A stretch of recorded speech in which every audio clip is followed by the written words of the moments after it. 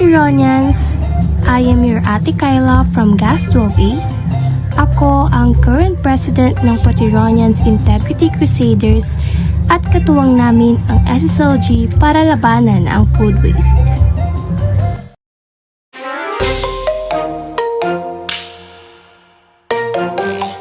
Come here and listen.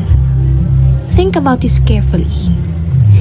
Imagine a community kung saan kulang o hindi sapat ang pagkain para sa lahat. Pero kahit na gano'n ang mangyayari, meron pa ring mga nasasayang.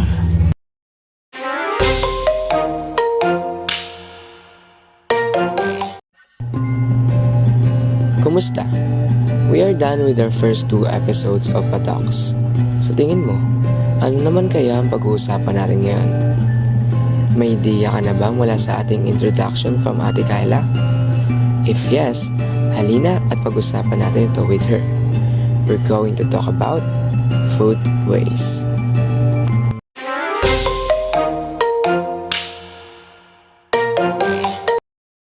Ano ba kasi ang food waste?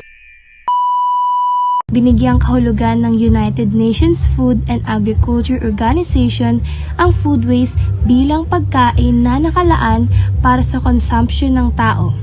Ngunit, nasasayang at napupunta ito sa mga basurahan. Ito ay posibleng mangyari simula pa lamang sa mga farm hanggang sa ating mga tahanan. Ayon naman sa 2024 Food Waste Index Report ng United Nations Environment Program or UNEP, ang mga tahanan sa Pilipinas ay nakapag-produce ng mahigit 2.95 million tons ng food waste kada taon. Katumbas nito ang 26 kilo ng food waste kada isang Pilipino.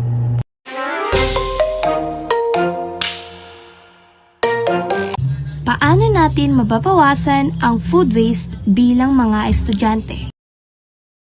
Narito ang ilan mula sa European Food Information Council. First, learn the proper waste segregation. Second, plan your meals. Third, share your food if you can't finish it alone. Fourth, understand the terminologies of use by and best before dates.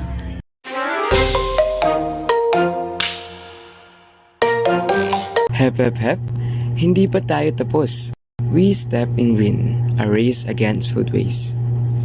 For the information of everyone, ang Supreme Secondary Learning Government o SSLG, sa tulong ng Potironians Integrity Crusaders at ng ating Barangay Potrero Waste Warriors, nagsasagawa tayo ng proyekto ng layunin ay mabawasan ang presensya ng food waste sa ating paaralan. Paano? Madali lang. Nakita mo na ba ang ating food waste bin? Kung hindi pa, matatagpuan mo ang food waste bin na ito malapit sa ating canteen dining area. So, ano ba talaga ang dapat gawin? All you gotta do is to put your leftovers there. Narinig mo ba yun? Isa pa nga. 1, 2, 3. All you gotta do is to put your leftovers there. Madali lang, di ba? In that simple way, nakatutulong na tayo upang mabawasan ang food waste sa ating paaralan.